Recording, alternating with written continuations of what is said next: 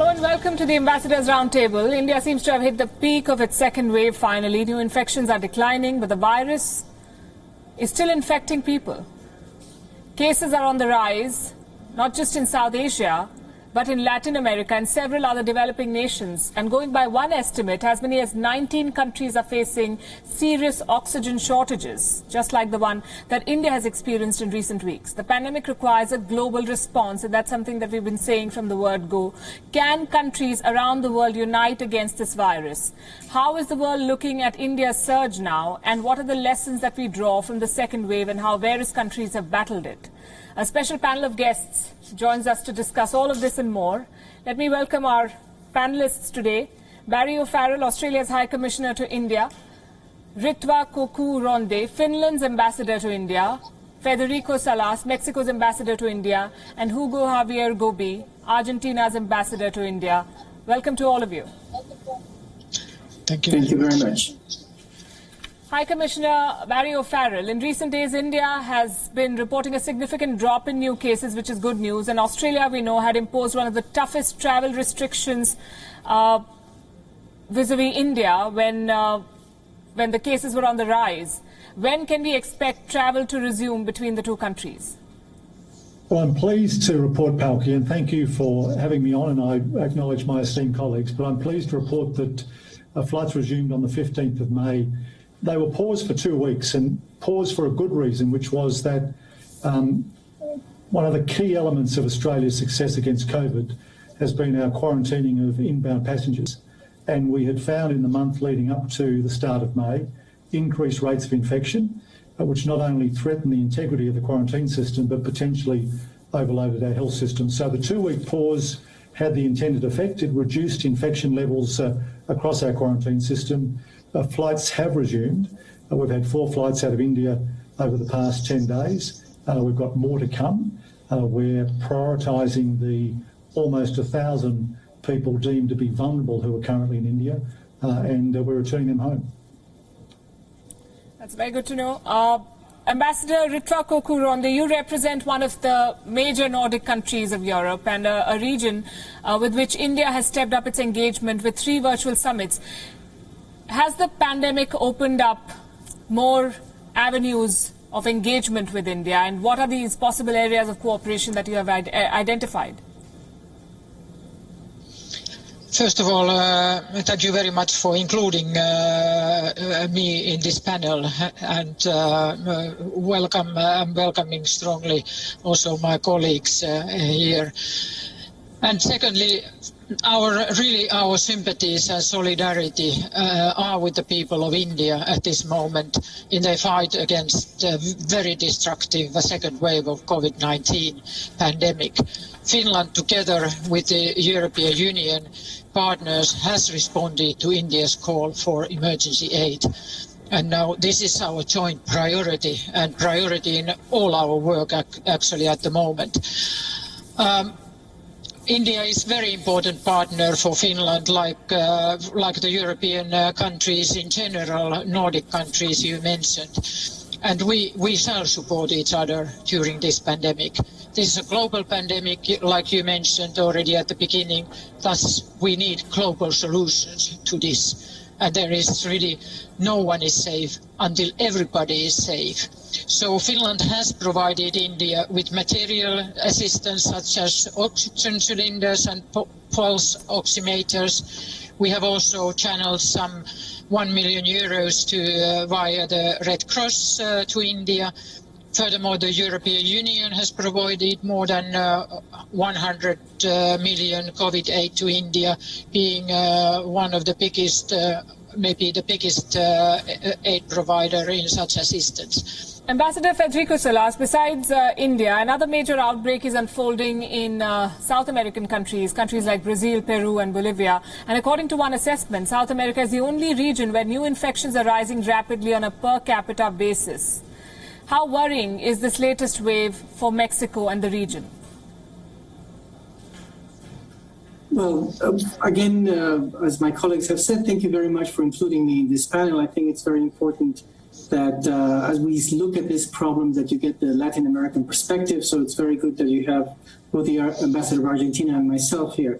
It is, one of the main issues that I think we should all be very careful about is not to fall back into complacency once we have been able to overcome at least, a first wave or in some cases a second wave.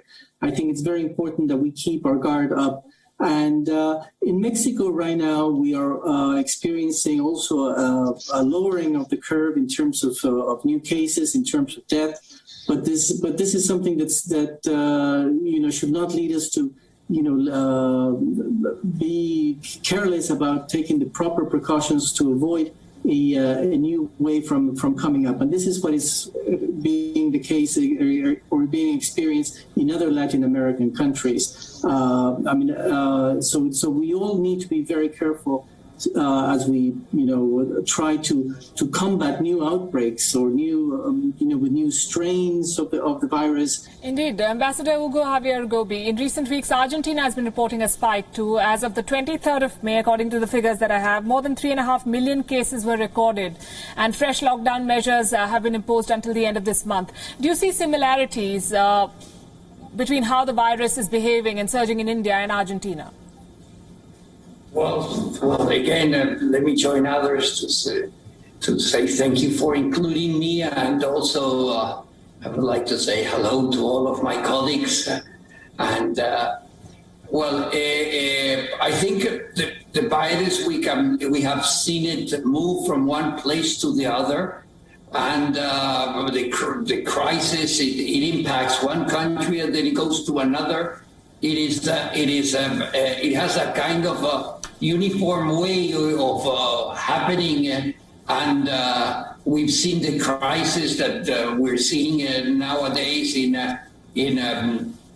India, for example. We have seen it in Italy 6 months ago, and in the US 6 months ago. So actually, it's a very contagious and very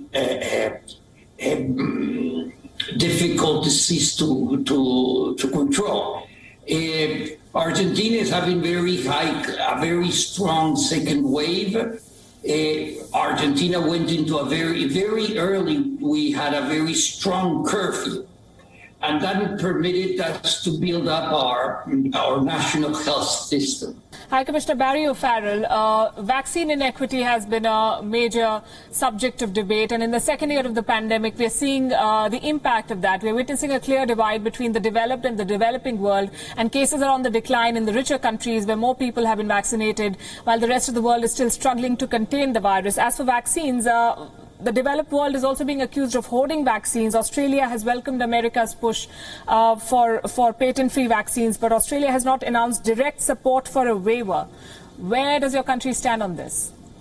Well, we do support a waiver of the vaccine IP in order to ensure that, as my Prime Minister and your Prime Minister said in their General Assembly speeches last year, that there is universal cost-effective access to these vaccines worldwide.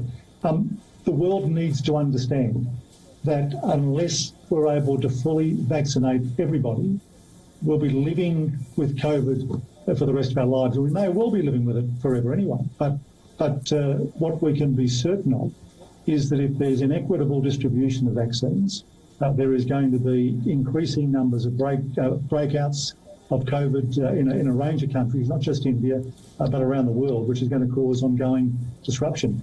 Australia's committed $500 million to its regional partners to try and ensure the vaccines are provided. But of course, like other countries, like India, we are currently experiencing the same sorts of shortages in the supply of vaccines due to vaccine nationalism.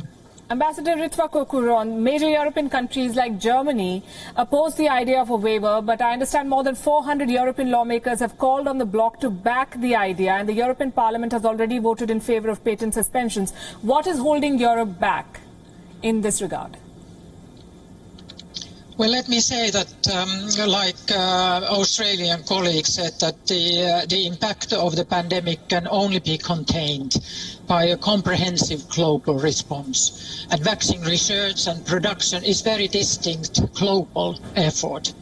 And the EU is the largest exporter of a COVID-19 vaccine to the world and will continue its efforts to increase global vaccine production capacities in order to meet global needs. The European Council this week emphasized the importance of the work to ensure global equitable access to COVID-19 vaccines and supports COVAX's leading role in that respect. Ongoing work to step up vaccine production and secure adequate supply throughout the EU will be the key. As the waiver, Finland's position is the EU's position. We are open for discussion. Discussion should, however, be more extensive. Ambassador Federico Salas, South America is battling shortages of its own. What are the problems in the supply chain that you have identified, and how do you believe countries like yours and India can work together to fill the gaps?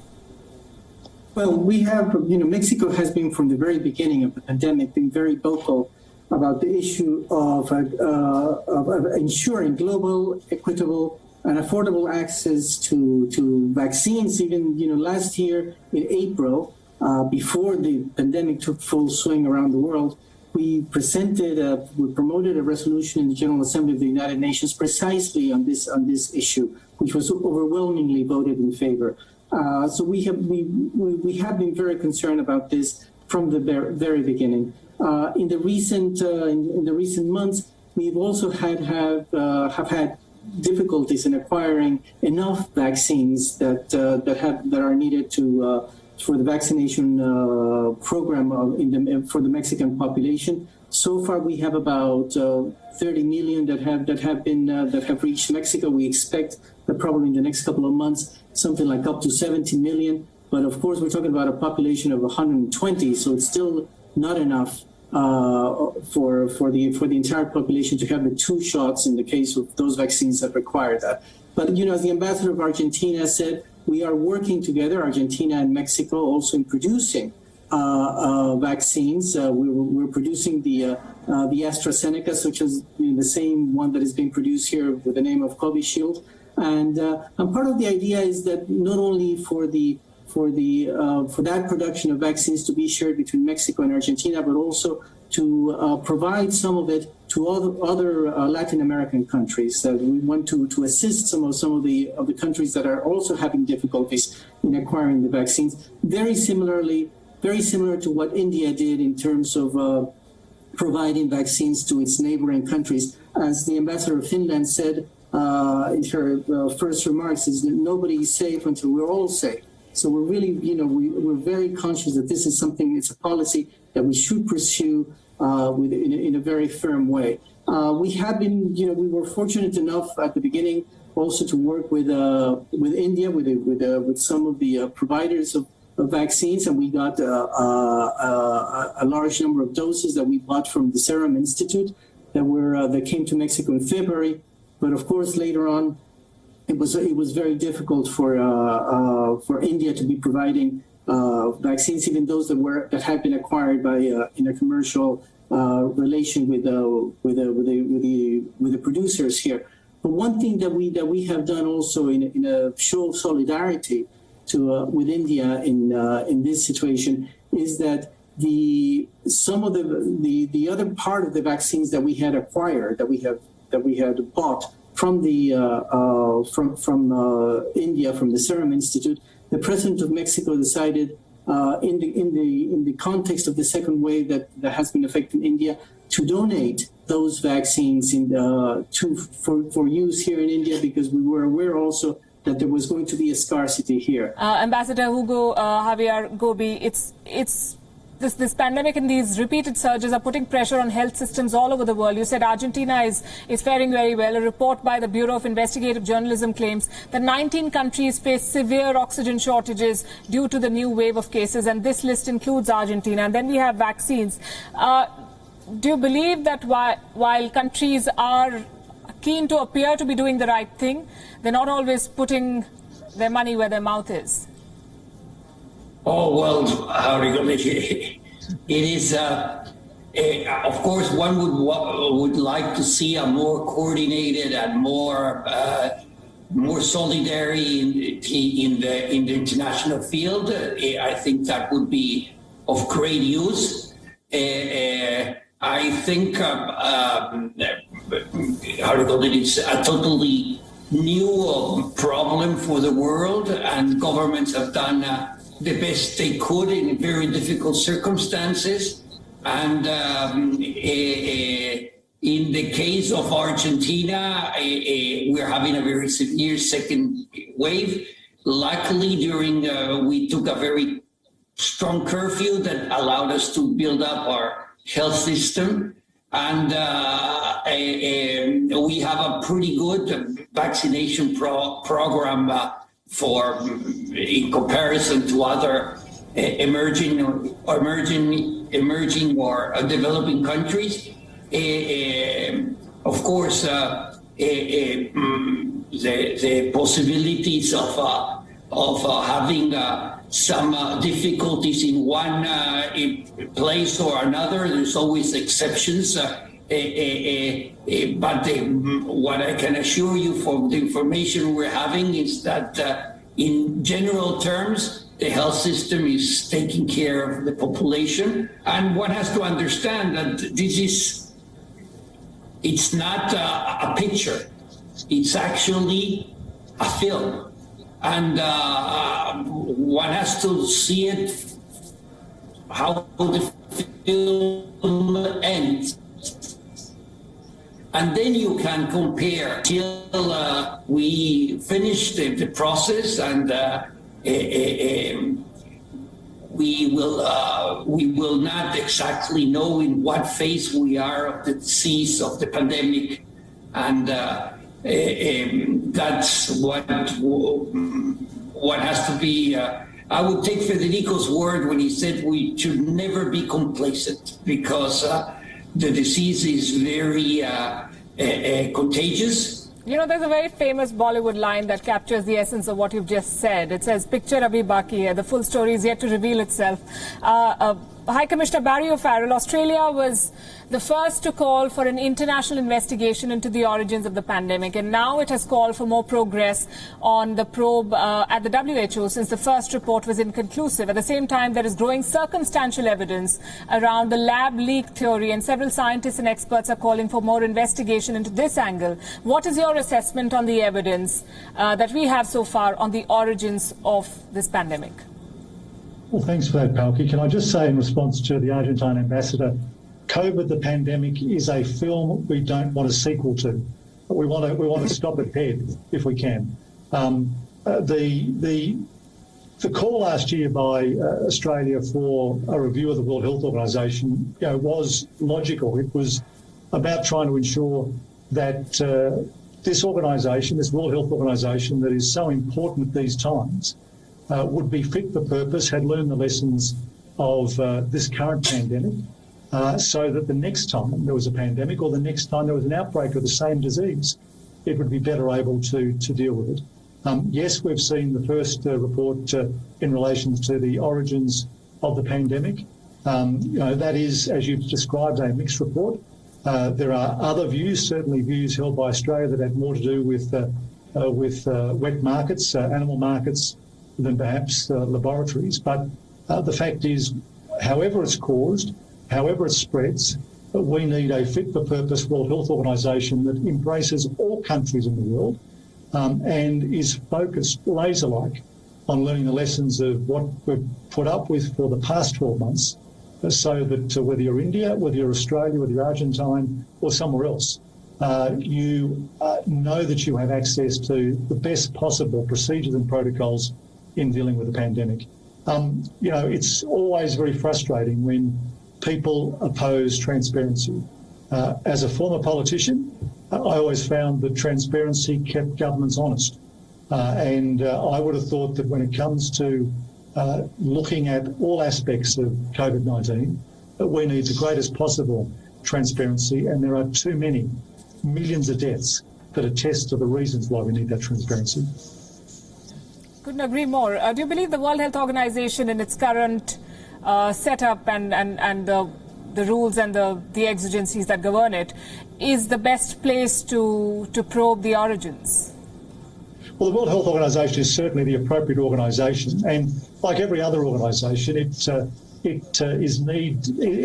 is required to be updated. I've been very happy over the past 12 months when the Indian Health Minister has been the chair of the council. Now that's been taken over by Bhutan, equally a country that we have confidence in. There's no doubt that the people who are running the organisation, the people that are oversight of the organisation, know what needs to be done. What we need to ensure, though, is that the world community, all countries, don't stand in the way of those investigations. Right. Ambassador Ritva Koukku-Ronde, the European Union has called for more progress on the global investigation. Do you think organizations like the WHO have been an impartial arbiter when it comes to finding the origins of this virus? Well, Finland is a country who firmly believes on multilateral cooperation, and the best we have is the United Nations and Bretton Woods institutions to represent all nations in the world. And WHO has been doing a very good work for various fields in its capacity. Of course, my country is a country which also believes strongly on scientific evaluation and research. And WHO is a very, very central organization, like Australian High Commissioner already mentioned, for doing this investigation. However, saying this, the organizations can only be so good as the member states are letting them to be exercising their function. And my country, we have really full trust in the United Nations and the capacity of United Nations and WHO and part of that system to complete these studies. I think this pandemic has shown again also the other issue which we really need to tackle post-pandemic time. We have tackled it, but probably not having enough attention, and that is sort of health security related issues. And this is something which my government is very much looking forward. The European Union is looking very much forward on to explore how do we guarantee in the future these sort of health related security issues.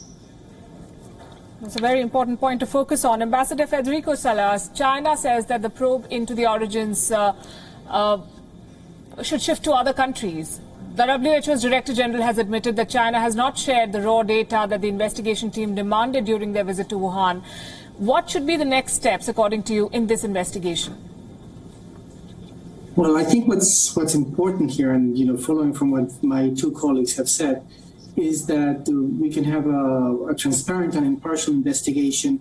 And I think that we have to see it. The idea is not to accuse anybody, but actually to see how best we can deal with the problem that we're having now. But even more importantly, what measures we need to take for the future, how we can prevent, detect, and respond, and eventually recover from future health crises like the one we're living now. And we're not going to be able to do that until we really have a full picture of what caused this and, what we did right, what we did wrong. And it's not a question of just what one country may have done or what one situation may have done, but, how we all responded to the situation, including, what the WHO did. I think, it is important that as any multilateral organization, and I agree that, we're very supportive of the UN family of organizations and certainly of the WHO, but we also need to evaluate what the organization, what was its response, the adequate one, or do we need to reinforce it for the future? What kind of crisis management abilities we need to perfect in order to avoid this situation from happening in the future. And for that, as I said, we really need to have a full picture that will give us a better understanding of why we got where we are right now. Right. Ambassador Gobbi, consensus building is hard work, and consensus building among so many countries that are driven by national interest and their own respective political exigencies is perhaps even harder. And while this pandemic has proven to be the biggest challenge for multilateral organizations, would you say that this is also a once-in-a-lifetime opportunity to make sure that the right reforms and the right systems to empower these multilateral bodies should be the focus of our conversations now? Well, I agree with you in that sense. I think crises have the ability of accelerating progress, and I think building through the multilateral organizations, through the institutions that we have, improving them, making them more accountable, more transparent, and it's one way of improving our system, which will never be perfect. As was said, that the organizations can do so much. It's not. It's the governments have to also help. But I think multilateral efforts. For example, the Indian proposal on the WTO on vaccines, it finally received a lot of backing, and it went through the process of multilateral organizations. And Argentina is very proud of having backed in this position and I think we can improve the World Health Organization that is doing excellent work in many fields. I remember the Ebola crisis that was very severe, and the World Health Organization played an incredible role, and the whole system, the United Nations, played an incredible role, and the crisis was limited and halted, and fortunately, and there was a very consistent and holistic approach to it, because there was financing from the multilateral financial organizations. There was help. So I think this is an opportunity to improve our system, and we have to look at it in that way. I think this is a good note to end on, that this is an opportunity as much as a challenge. Thank you very much, ambassadors, for joining us and for sharing your thoughts with us. Stay safe. Thank you very much. Thank you.